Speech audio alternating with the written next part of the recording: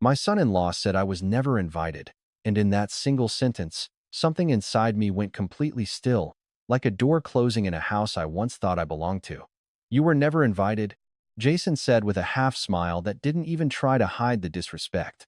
And I remember looking at my daughter Emily expecting her to say something, anything, but she just lowered her eyes like the floor suddenly became more important than her father's voice. Dad, it's just complicated, she whispered. And that was the moment I realized I wasn't just uninvited. I was being erased. And when I asked again, slower this time, is this really about your wedding?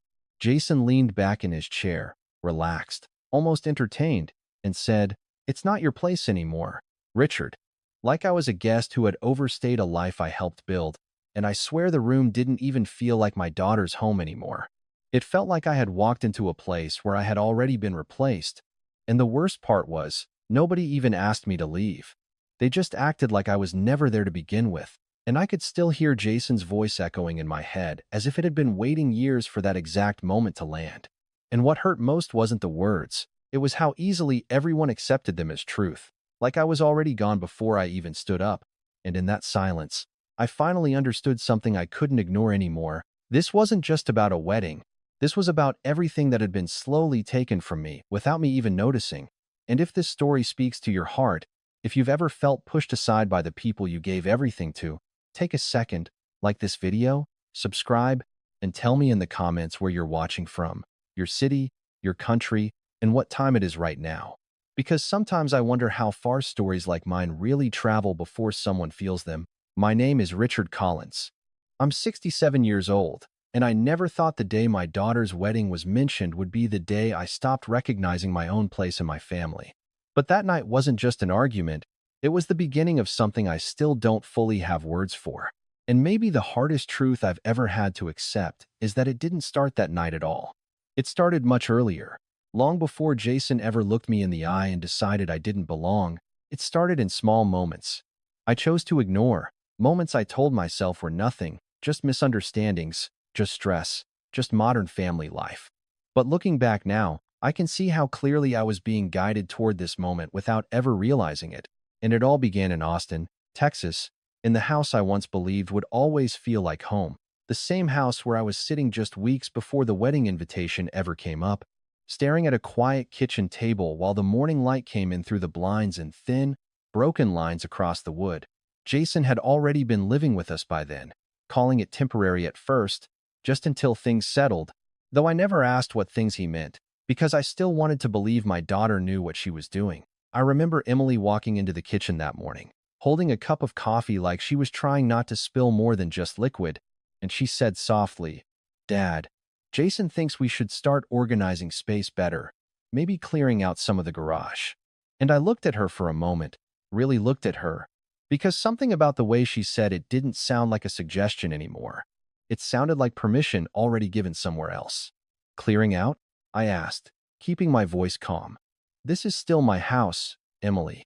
And she hesitated just long enough for me to feel it, that small crack in certainty, before Jason's voice came from behind her, already entering the room like he belonged in every corner of it. We're just thinking long term, Richard, he said, setting his phone down on the counter without looking at me. It's about efficiency, about structure. And I remember the way he said structure, like I was the problem that needed it, not the house, not the situation, me. And I didn't answer right away. I just watched him, the way he stood so comfortably in a space I had built with my own hands over decades, and I could feel Emily between us, silent, suspended, like she was afraid that any word would tip something over that couldn't be repaired. Later that week, I went to the mailbox and found an envelope with Emily's handwriting on it, the wedding invitation, and I stood there for a long time before opening it, because something about the weight of it felt heavier than paper should feel. And when I finally did, Jason's name was already printed with authority in places my name didn't appear, not as exclusion, but as absence, as if it had been designed that way from the beginning. And I remember walking back inside slowly, sitting down without really deciding to sit, just letting my body find the nearest chair. And that was when Jason walked past me, paused, and said casually, almost kindly, "Oh, by the way, we're keeping the guest list tight. It's nothing personal." And I should have asked more questions then. I should have seen it for what it was. But I didn't, Because fathers are not trained to recognize the moment they are being quietly replaced, only the moment it becomes undeniable. And when that moment finally came, when I stood in front of him asking about my own daughter's wedding, I didn't even get an explanation. I got a sentence. You were never invited. And after that, everything went quiet in a way that didn't feel empty. It felt intentional, like the world itself had decided to agree with him. And I remember Jason leaning back again, tapping his fingers lightly on the table as if waiting for me to react the way he expected me to. Angry, loud, predictable, but I didn't. I just sat there for a moment too long, feeling something inside me shift, not break, not yet, but shift, like a weight moving into a different position where it could no longer be ignored. And I stood up slowly, not because I was leaving, but because I needed to see something more clearly. And that was when I noticed Emily wasn't looking at me anymore. She was looking at Jason, like she was waiting for him to decide what happens next. And in that single detail, small as it was, I felt something unfamiliar settle in my chest, because I realized this wasn't just about me being uninvited. It was about who had already been given permission to decide I didn't matter. And just as I turned slightly toward the door, Jason said something under his breath, something I almost missed, but didn't. Don't make this harder than it has to be. And I stopped, because something in the way he said it didn't sound like confidence anymore. It sounded like control, trying to stay calm. And for the first time that night, I noticed something that didn't belong in a simple family disagreement. A thin folder on the edge of the counter, half hidden under Emily's keys, with my name written on it in handwriting I didn't recognize. And that was the moment I understood this conversation wasn't the beginning of anything at all. It was already the middle of something I had never been told existed, and Jason, without looking at it, slowly reached over and slid the folder further away from my sight. Like he already knew I wasn't supposed to see what was inside, not yet, and that's when I realized, whatever he thought this was, I was already standing too close to something he hadn't fully controlled. The folder stayed on the counter like it had weight beyond paper, like it was something that had already decided the shape of my future before I ever touched it. And I remember standing there longer than I should have, watching Jason move around the kitchen as if nothing had changed, as if I had not just noticed something I was not supposed to see. Emily was still near the sink holding her coffee with both hands now, not drinking it, just holding it like it was the only steady thing in the room, and I could tell she was waiting for me to say something, but I did not, because there are moments when silence feels safer than words that cannot be taken back. Jason finally spoke without looking up from his phone, saying casually, "We should talk about expectations soon, Richard. It will make everything easier for everyone." And the way he said easier made something in my chest tighten, not anger, something older than that, something familiar, and I realized I had heard variations of that same tone before. Not from him, but from people who had slowly been adjusting my place in their lives for years without ever saying it directly. That night I could not sleep, and I found myself sitting in the dark living room long after Emily and Jason had gone upstairs, listening to the house settle, the way old houses do. Small sounds in the walls, the faint creak of wood that reminded me this place had a history long before Jason ever stepped inside it. And that is when the memories came back the way they always did when I allowed myself to stop moving, not as a flood, but as small, sharp moments I had learned to ignore over time. Like Emily at 14 sitting at this same kitchen table asking me why I was never home in the evenings. And me telling her it was because I was building something for us, because work was what fathers did. And she had looked at me then with a kind of quiet understanding that I now realize was not understanding at all. It was acceptance, learned too early, and I remembered the years after her mother passed, how the house became quieter in ways I did not notice at first, how dinners turned into routines instead of conversations, how I started sitting at the end of tables instead of the center without ever deciding to move there. And I remembered Jason's arrival 5 years earlier, how he had spoken to me in the beginning with a kind of careful respect that I mistook for character, how he asked questions about the house, about ownership, about how things were structured, and I had answered them casually because I thought they were just curiosity, not evaluation. And I remembered Emily's voice changing over time when she spoke about him, small shifts, phrases that sounded rehearsed, like "Jason thinks it might be better this way," or "Jason said it would reduce stress." And I did not challenge it because I told myself I was lucky she had someone who cared enough to think ahead. But sitting there in the dark that night, I started seeing those moments differently, not as isolated choices, but as a pattern I had refused to name, and I stood up eventually and walked slowly toward the hallway where old photographs hung, stopping in front of one from years ago when Emily was still in college, when she had come home for Thanksgiving and laughed so easily I had almost forgotten what that sound meant. And I wondered when exactly that version of her had started stepping further away from me without me noticing, because nothing happens all at once, not in families. It happens in small adjustments, small agreements nobody talks about. And the next morning came too fast, light already pressing through the blinds before I had fully collected my thoughts. Jason was downstairs first, already in the kitchen again as if he owned the rhythm of the house, and he looked up when I entered and said, "Morning, Richard. I was thinking we should set some clear boundaries this week, especially with the wedding coming up." And I asked him what kind of boundaries he meant, keeping my voice steady, and he smiled like he had been expecting the question, saying, "Just clarity, roles, responsibilities. You know how families work better when everyone understands their place." And I felt Emily behind me before I saw her. And when I turned, she was already avoiding my eyes again, like she had been practicing that response for some time. And I realized then that whatever was happening was not new to them. It was only new to me, and that was when I saw the second detail I had missed before.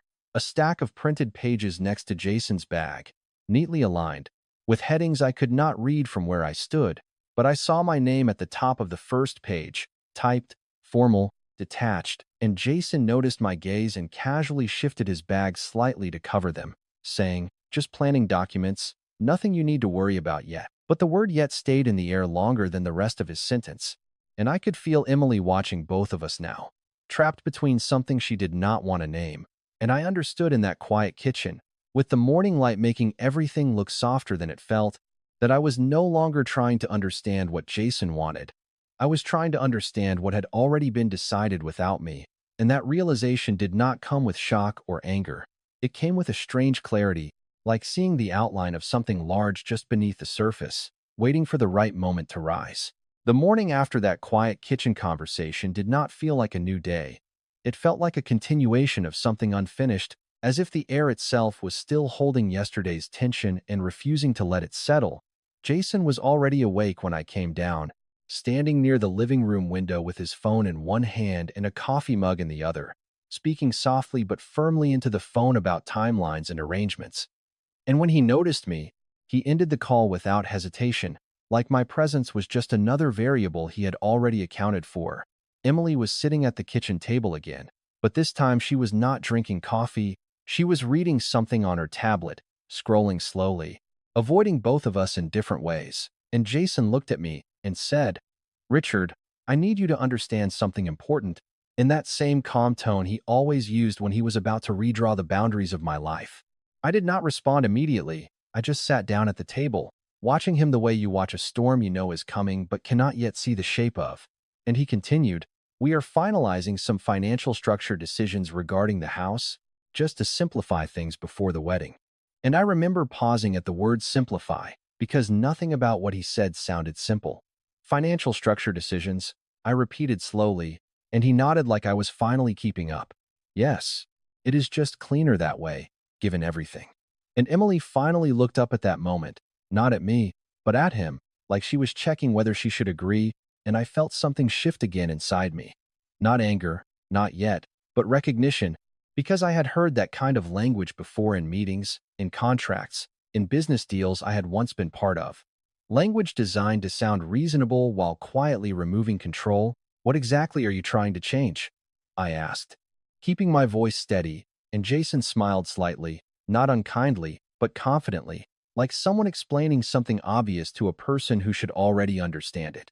"Nothing drastic, just transferring operational responsibility, maybe restructuring how expenses are handled." And I remember how carefully he avoided saying ownership, how every word stayed just far enough away from anything that could be challenged, and I looked at Emily again. And this time she did not avoid my eyes fast enough. There was something there, hesitation, guilt, exhaustion, I could not tell which. But it was not ignorance. She knew more than she was saying, and Jason leaned slightly forward, lowering his voice just enough to make it feel private even though we were all in the same room. "Honestly, Richard, you have done your part. It might be time to let the next generation take over certain responsibilities. And that was the first time he said it so directly, not as suggestion, but as conclusion, and I felt the room go quieter, even though nothing had physically changed, and I remember asking him, "What responsibilities are you talking about?" "Exactly?" And he glanced at the papers on the counter again, the same ones I had seen before, and said, "Just the property management side, rent collection, maintenance decisions, things like that." And I finally understood what direction this was moving in, not all at once, but piece by piece, like something being carefully assembled in front of me while I was still being told it was not finished yet. "Rent collection," I repeated, and Jason nodded, as if confirming something already agreed upon. "Yes, it makes sense since I have been handling most of the coordination anyway." And I turned to Emily then, fully, not asking Jason anymore, and said, "Emily, is this something you agreed to?" And she hesitated, just long enough for the answer to already exist before she spoke it. "Dad, it is just temporary. Jason is trying to organize things so everything is less stressful for everyone." And I felt something in my chest tighten at the word stressful, because I realized once again I was being positioned as the problem that needed reducing, not the person being protected. And Jason stood up slowly, walking to the counter and tapping the stack of papers with one finger. "We can go over everything in detail if you want, but honestly, it is straightforward. You contribute a fair share each month, and everything stays transparent." And that was when I noticed the phrasing change again. Contribute, fair share, transparent.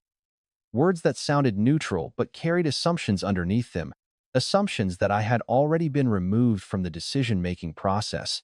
And I asked him one more question, carefully: "Who exactly decided I should be paying anything?" And Jason paused, just briefly, and said, "Well, it is what makes sense given how things are structured now." And I realized then that he was not answering my question, he was replacing it. And before I could respond, Emily's phone buzzed on the table, and she glanced at it quickly, her expression changing in a way I did not miss, something between concern and resignation. And Jason noticed it too, and said, almost casually, "That is probably the update from Daniel about the documentation." And at that moment, the name Daniel meant nothing to me, but the way he said it meant everything to them. And I looked between the two of them, understanding clearly for the first time that there was already a third voice in this conversation I had not been included in, someone who had already been consulted, someone who had already advised. And I leaned back slowly in my chair, watching Jason carefully now, because the tone of the room had changed again, not loudly, not dramatically, but in a way that felt finalizing, like something had already been set in motion before I ever walked into the kitchen that morning. And Jason picked up his phone again, glancing at the screen, and said, "Actually, this might be the confirmation we were waiting for." And I realized in that moment that whatever this was, it was no longer just about conversation, it was about execution, and I had not yet been told what exactly was about to be executed. The confirmation Jason mentioned did not arrive like a dramatic event. It arrived like something far more unsettling, something ordinary pretending to be important, a soft notification sound from his phone followed by a long silence where no one spoke. Jason stared at the screen for a moment longer than necessary, then exhaled slowly as if he had just received permission rather than information, and he placed the phone face down on the table. "It is done," he said quietly, almost satisfied. And I asked him, "What exactly is done?" But he did not answer immediately. Instead, he looked toward the hallway as if expecting someone to appear, and that is when the doorbell rang, not sharply, not urgently, but with the calm certainty of someone who belongs there. Jason stood up first, adjusting his shirt like this moment had been scheduled, and Emily followed him instinctively, glancing at me only once before stepping aside, and I remained seated, because something in me had already decided that I would stop reacting and start observing. Jason opened the door and a man in a dark blazer stepped inside, carrying a leather folder, his presence immediately changing the atmosphere of the house without him needing to say a word. He was older, composed, the kind of person who does not waste movement, and when his eyes scanned the room, they stopped on me, just for a fraction of a second, but long enough for recognition to form. "Richard Collins," he said, not as a question, but as confirmation, and I stood slowly, unsure why his voice felt familiar in a way I could not place at first. Jason gestured toward him quickly. "This is Daniel Brooks," he said. "He is handling the documentation review." But Daniel did not look at Jason. He kept looking at me, And then something shifted in his expression, subtle but immediate, like a memory locking into place. "I know you," he said quietly, and the room seemed to tighten around those words. Emily frowned slightly, confused. Jason forced a small laugh. "He is just here for the paperwork," he said. But Daniel raised one hand gently, signaling for silence without aggression, and stepped closer. "No," he said. "I am here because I was told this was a routine residential adjustment." He paused, then looked at me again, more carefully this time, but I did not realize the property involved was under Colin's trust management, and I noticed Jason's posture change immediately. Not fear exactly, but recalibration, like someone realizing the ground beneath them was not what they assumed. Daniel opened his folder slowly, flipping through pages with practiced precision, and asked, "Richard, do you remember the Harper Development acquisition years ago in Travis County?" And I nodded slowly, because I did remember, even though I had not thought about it in a long time. "You were the principal investor," he continued. "You personally signed the trust structuring documents that protected multiple properties under your name." And Jason interrupted quickly. "That is irrelevant to this situation." But Daniel finally looked at him directly, and the calm in his voice became something sharper without raising volume. "It is actually very relevant," he said, then turned one page and pointed gently, "because the address we are discussing is not just a residence. It is listed under a protected asset structure with full trustee authority assigned to Richard Collins." And for a moment, the kitchen did not feel like a kitchen anymore. It felt like a space where everyone had just realized they were standing on different versions of reality. Emily looked at me now, really looked at me, like she was seeing something she had never been told existed, and Jason shook his head slightly, trying to regain control. "That cannot be accurate. We have agreements in place," he said. But Daniel responded without hesitation, "You have informal arrangements, not legal authority." And that word, authority, landed differently, heavier, final, and I saw Jason's confidence flicker for the first time, not disappear, but crack just enough for something underneath to show. Daniel turned another page, then said something that changed the temperature of the entire room. "There is also a secondary clause here regarding occupancy conduct and financial representation." He paused, looking between Jason and me, "which means any attempt to establish rent obligations without trustee authorization may constitute misrepresentation of authority." And Jason froze for a fraction of a second before speaking again. "Slower now. Careful. I am only trying to organize household contributions." But Daniel closed the folder slightly, not aggressively, just decisively. "Then you should have spoken to the trustee before presenting it as a requirement." And that was when I finally understood why Daniel had looked at me the way he did when he entered. This was not a meeting. This was recognition, and Emily's voice came out quieter than before. "Dad, what is he talking about?" And I did not answer immediately, because I was still processing the distance between what I had been living and what had actually existed on paper all this time. Jason tried one last time to regain control, stepping slightly forward. "This is being misunderstood," he said, but Daniel looked at him calmly and replied, "No, it is being clarified." And then he turned back to me, lowering his voice just slightly.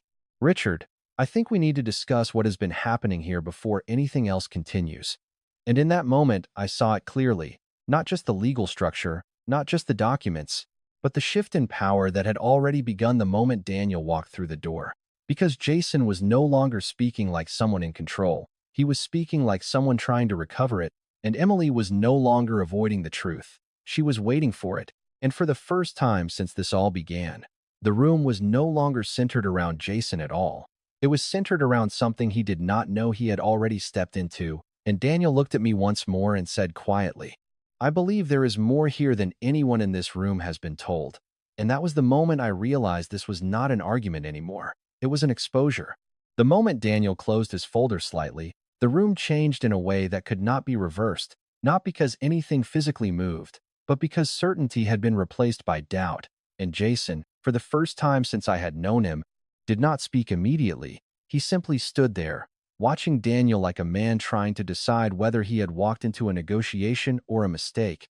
Emily was still frozen near the table, her hands resting on the edge of her chair, as if she needed something solid to remind her she was still part of the room. And Daniel's attention remained on me, steady, patient, not intrusive, but observant. Like he was waiting for something he already suspected to be true. Jason finally broke the silence, his voice controlled but thinner than before. "I think there is a misunderstanding about roles here," he said, carefully choosing each word, and Daniel replied without looking away from the documents, "Then clarify it." And that simple response removed all performance from the room. Jason hesitated, then said, "Richard has been informally allowing us to coordinate expenses for the property while we prepare for long-term family restructuring." And I noticed immediately how he used the word informally, like it was a shield, and Daniel slowly turned a page, then said, "Informal arrangements do not override trustee authority." And then he looked at me again and asked quietly, "Richard, do you remember signing the Harper Trust Addendum after your retirement from Collins Development Group?" And I felt something shift in my memory at that name. Not clarity yet, but recognition trying to surface through layers I had not revisited in years. "I remember signing a lot of documents," I said honestly, and Daniel nodded, as if that answer was enough for now. That addendum placed multiple residential assets under a protected structure, specifically designed to prevent external financial control without trustee consent. And Jason finally stepped forward again, faster this time. "That has nothing to do with this house." But Daniel raised his hand slightly, not to silence him aggressively, but to stop the direction of his thinking. "It has everything to do with this house," he said calmly. And then he did something that changed the weight of the entire conversation. He placed a single document on the table, sliding it toward me, not Jason, not Emily, and said, "This is the current registry summary." And I looked down at it, not fully understanding at first, only seeing lines, names, classifications, legal language that felt distant from daily life. But one phrase stood out clearly enough to anchor everything else: "Trustee, Richard Collins." And for a moment, I did not speak. Because hearing something and seeing it are two different forms of understanding. Emily moved slightly closer, her voice uncertain. "Dad, what does that mean?" And I could hear something in her tone I had not heard before. Not resistance, but fear of misunderstanding, and I answered slowly, "It means I have been responsible for this house longer than anyone here has been living in it." And Jason let out a short breath, almost a laugh, but it did not carry confidence, it carried discomfort. "That is not how it has been functioning," he said quickly. And Daniel responded immediately, "Function and legality are not the same thing." And then he turned another page and said something quieter, more precise. "There is also a record of attempted informal occupancy structuring submitted last month." And Jason froze, just slightly, and I noticed Emily turned toward him, not fully yet, but enough to see doubt forming. And I realized then that whatever Jason thought he had been building, it had already been documented in ways he had not fully considered. Daniel continued, "There are also communications referencing expected financial contributions tied to occupancy."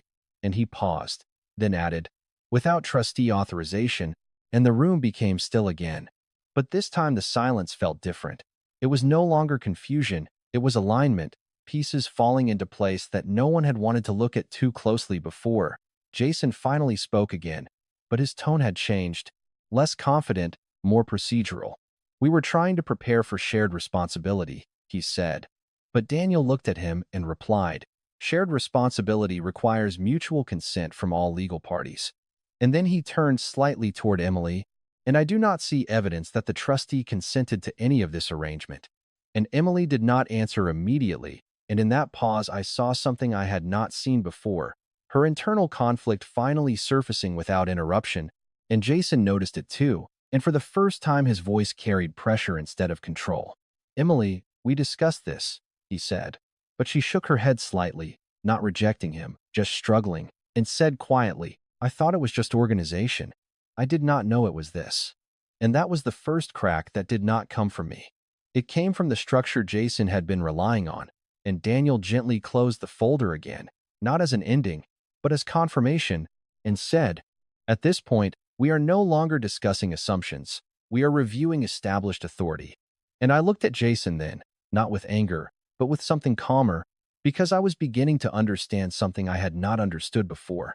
I had not been excluded by accident.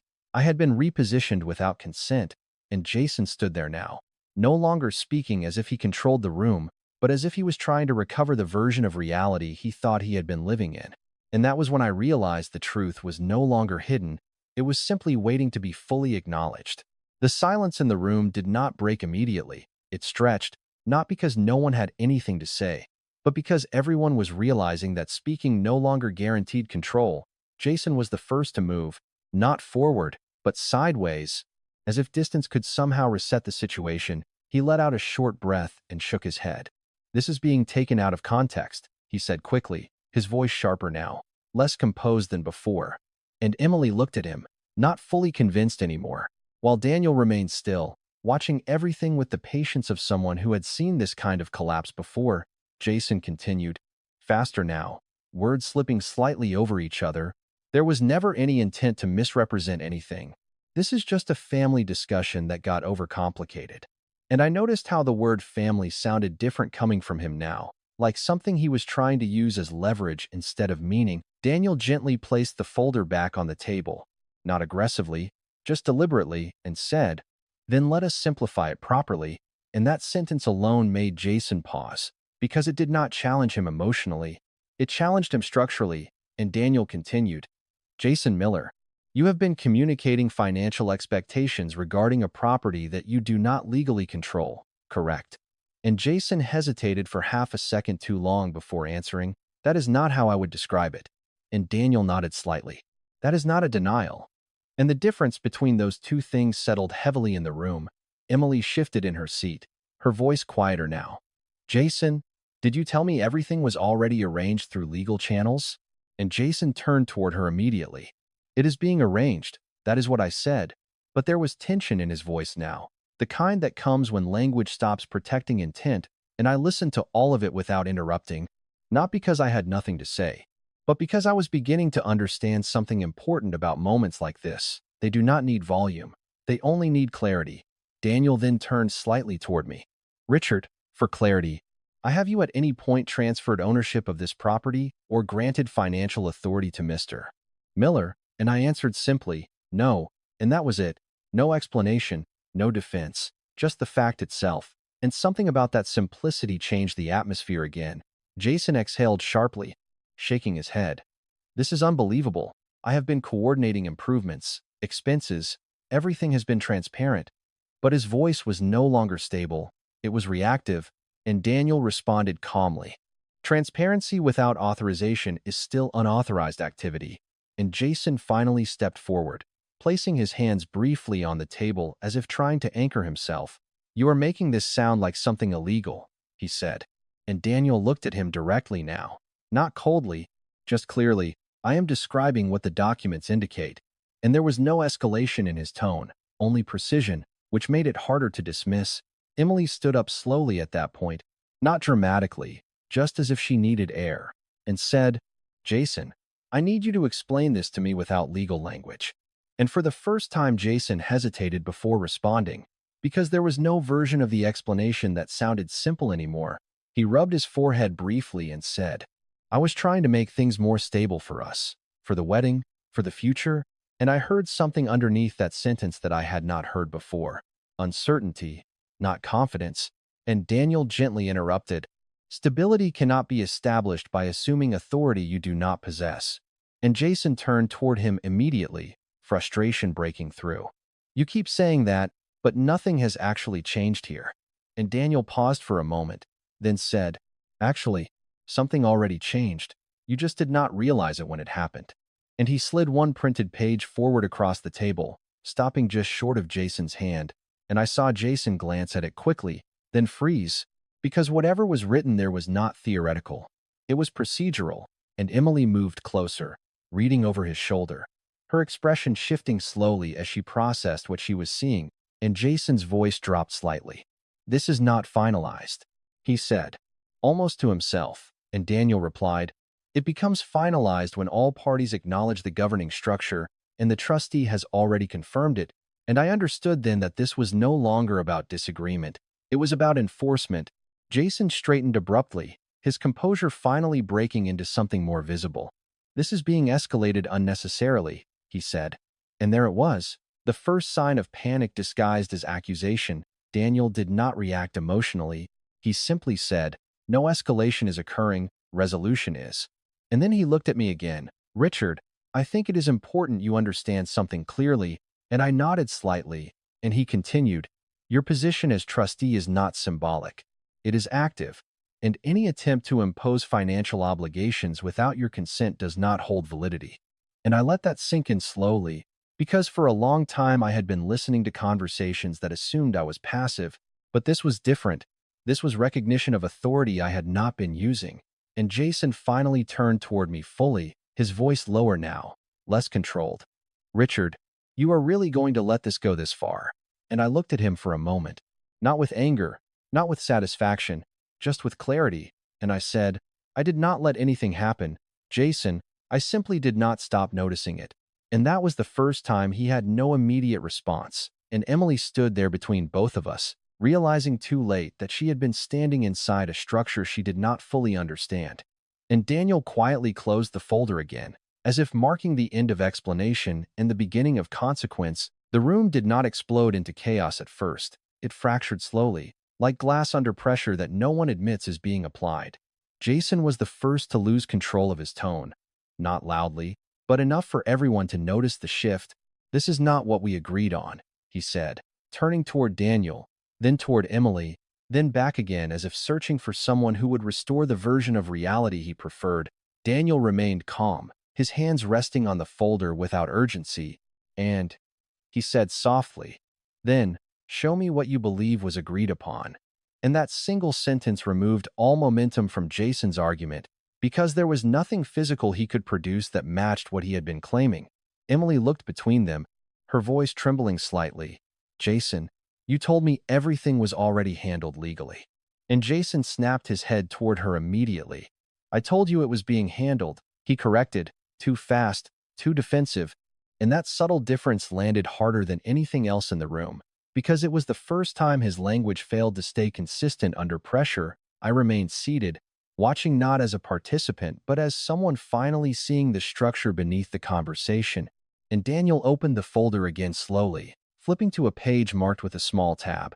There are communications here, he said calmly, that show attempts to establish financial obligations without trustee approval, and Jason immediately interrupted. Those were drafts, not final requests, but Daniel did not look up. Drafts that were sent, he corrected, and the room went quiet again. But this silence was different. It was no longer uncertainty, it was exposure. Emily turned toward Jason now, fully this time, her voice sharper than before. You told me this was all standard procedure, she said, and Jason exhaled sharply, rubbing his forehead. It is standard in real estate management, he replied. But even he did not sound convinced anymore. Daniel closed the folder halfway, then said, standard procedures require authorization from the trustee, which did not occur, and Jason suddenly laughed once, short and tense. So what? You are saying I am just supposed to do nothing while everything sits unmanaged? And Daniel responded evenly. I am saying you are not authorized to manage it in the way you have described. And that distinction created a visible break in Jason's composure, because suddenly it was not about intent anymore. It was about limits. Emily stepped back slightly, as if the room itself had become unfamiliar, and I saw it clearly now, the shift happening in real time, not because I was pushing anything, but because the foundation Jason had built his confidence on was dissolving under its own contradictions. Jason turned toward me again, his voice lower, more direct now. Richard, you are letting him turn this into something it is not. And I looked at him without urgency, without escalation, and I said, Jason, I am not turning anything into anything. I am simply listening to what is being clarified. And that sentence seemed to frustrate him more than any confrontation, because there was nothing in it for him to attack. Daniel then spoke again, calmly, almost clinically. There is also a record of communication indicating you presented expected financial contributions as mandatory conditions for continued occupancy, and Jason froze for a fraction of a second, just long enough for everyone to notice, and then immediately said, that is not how it was meant. But Daniel interrupted gently, intent does not override representation, and at that moment something changed in Jason's expression, not anger, but calculation breaking down. Emily finally spoke again, her voice quieter. Jason, did you tell anyone else this was already approved? And Jason hesitated, just a moment too long, and that hesitation answered the question before he did. and I realized then that whatever he had been building was not just fragile, it was isolated, and isolation is what causes systems to collapse under their own weight. Daniel looked at me briefly, then said, "At this stage, we are dealing with a misalignment between assumed authority and actual authority." And Jason quickly responded, "There is no misalignment. There is just miscommunication." But even his phrasing was starting to shrink, becoming defensive instead of assertive, and then something unexpected happened. Jason turned slightly toward Emily and said in a lower voice, "You told me your father had already agreed to this structure." And Emily visibly stiffened, her face changing as she shook her head. "No, I never said that," she replied immediately, and Jason's eyes narrowed. "You said he was going to be more flexible after the wedding discussions." And Emily stepped back, shaking her head again. "I said we should talk about options, not decisions." And in that moment the room shifted again, because now it was not just legal authority being questioned, it was communication itself. Daniel observed quietly. "It appears there were multiple interpretations of informal conversations," and Jason snapped back. "That is exactly what I am saying." But Daniel shook his head slightly. "No, you are describing assumption without verification." And Jason finally looked around the room, as if noticing for the first time that no one was aligning with his version of events anymore. Not Emily, not Daniel, and not me. And I could see it now. The beginning of collapse does not always look like defeat.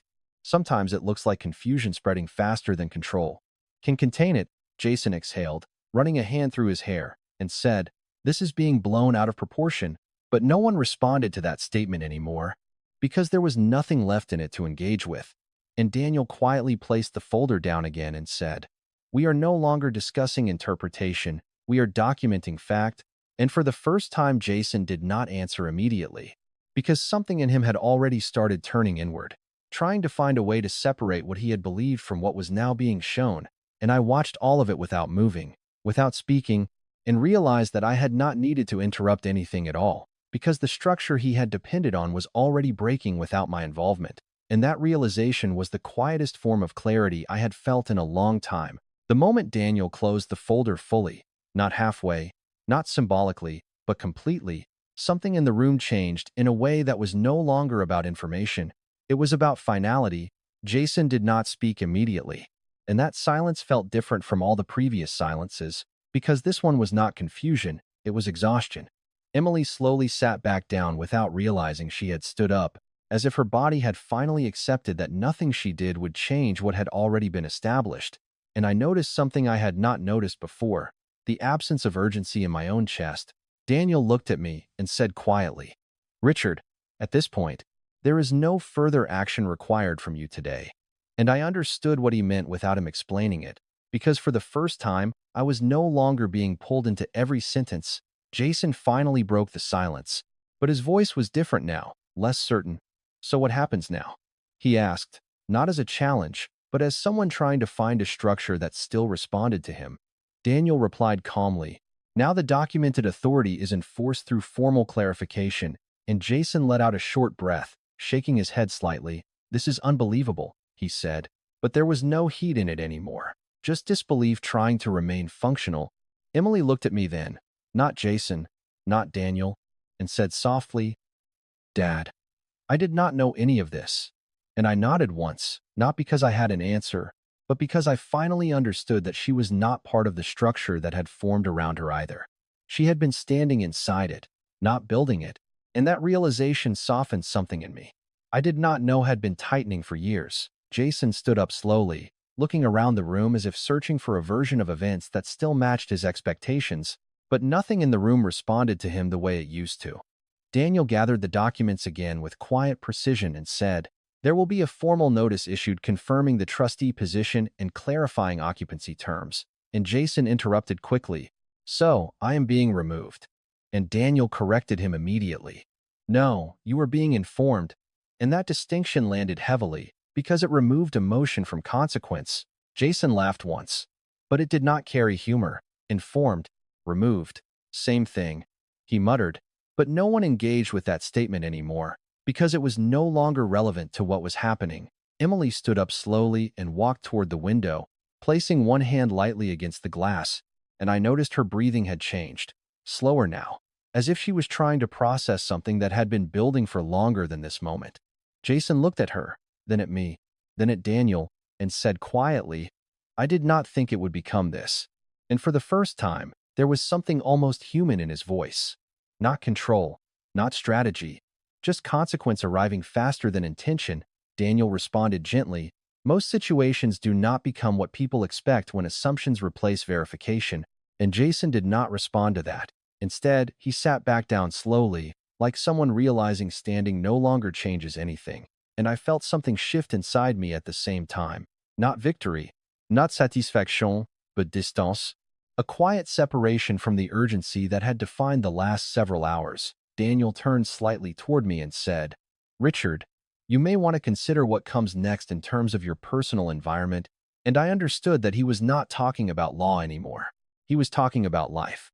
I looked around the kitchen, at the table, at the chairs, at Emily standing by the window, at Jason now sitting quietly for the first time since this began, and I realized how long it had been since I had simply observed my own space without tension attached to it. Emily finally turned back toward me and said softly, "I do not know what I am supposed to do now." And I answered honestly, "You do not have to decide everything right now." And that seemed to calm something in her. Jason stood again, but this time more slowly, and said, "I think I should go outside for a moment." And no one stopped him. No one followed. And when the door closed behind him, the room felt different again, not empty, just quieter. Daniel gathered his things and said, "I will prepare the formal documentation and send it for your review."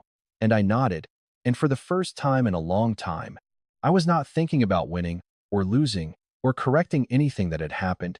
I was thinking about the fact that silence did not feel like tension anymore. It felt like space. Emily walked back to the table and sat down across from me, not speaking immediately, and I noticed that her hands were steady now, not defensive, just still. And after a long pause, she said, "I do not remember when everything started feeling like this." And I looked at her and said quietly, "It usually does not start in one moment." And she nodded slightly. And in that small movement, there was something that felt closer to understanding than anything that had happened all day. Outside, Jason's footsteps could no longer be heard. And for the first time since this began, I realized I was not waiting for the next conflict. I was simply sitting inside the life that remained after it had passed through. The house was quieter than it had been in years. Not the silence of tension anymore, but the silence of something finally resolved, like a storm that had passed and left behind a sky too clear to question. Emily sat at the kitchen table holding a cold cup of coffee she had not touched for almost an hour. Jason was no longer inside the house, and even though no one had spoken about where he had gone, the absence of his presence felt like an answer in itself. Daniel had left earlier with a calm nod, leaving behind only documents that now sat neatly aligned on the table like proof of something that had existed long before today. I stood near the window looking out at the quiet Austin street, noticing how ordinary everything looked outside compared to what had unfolded inside these walls. Emily finally broke the silence, her voice softer than I had heard in a long time.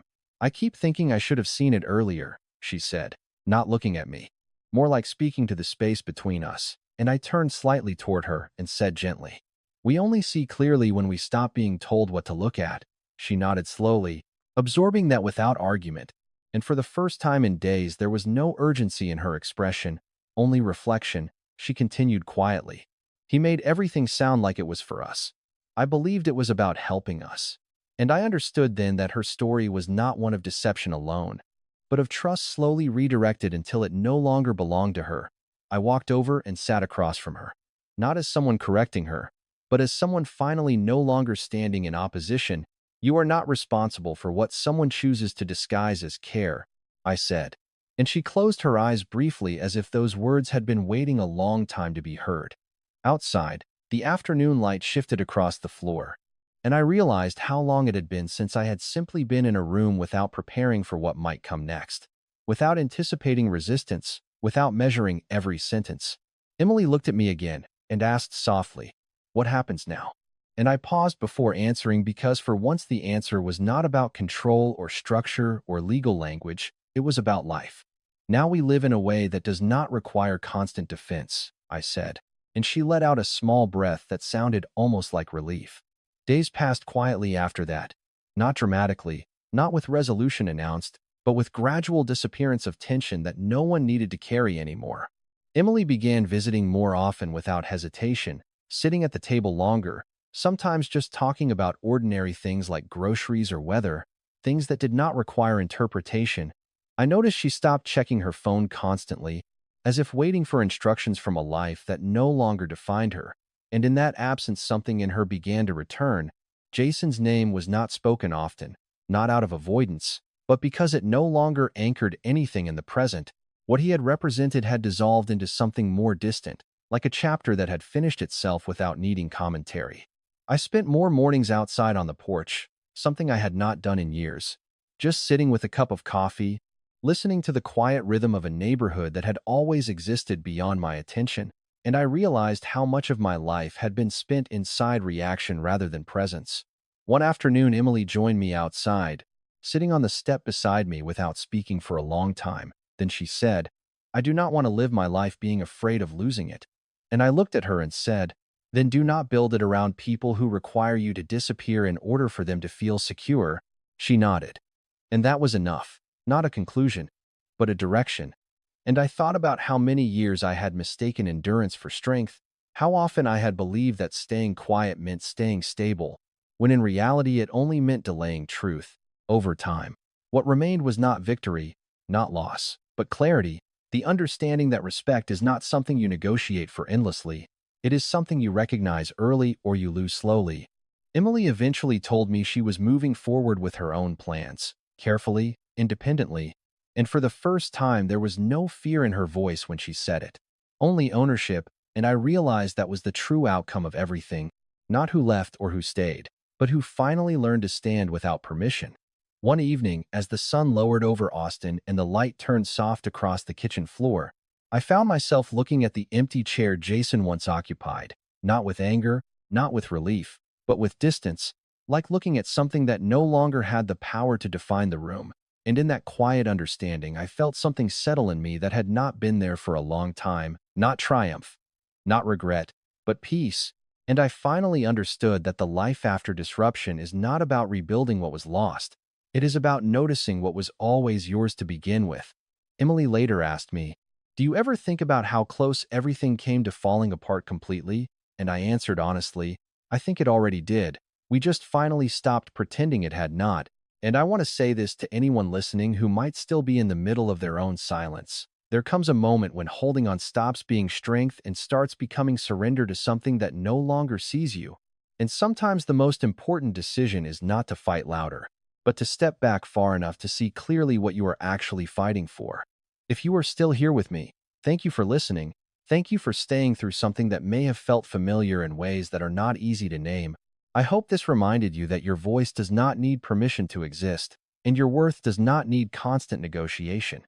If this story reached something inside you, you can support it by liking, subscribing, and sharing your thoughts below, not as obligation, but as connection, because no one should have to process these kinds of moments alone. The lesson I carry from all of this is simple but not easy. Never confuse control with care. I appreciate you for spending this time with me. Truly, it means more than words can hold. May your days be steadier than the ones that brought you here. And may we meet again in another story where silence finally turns into understanding,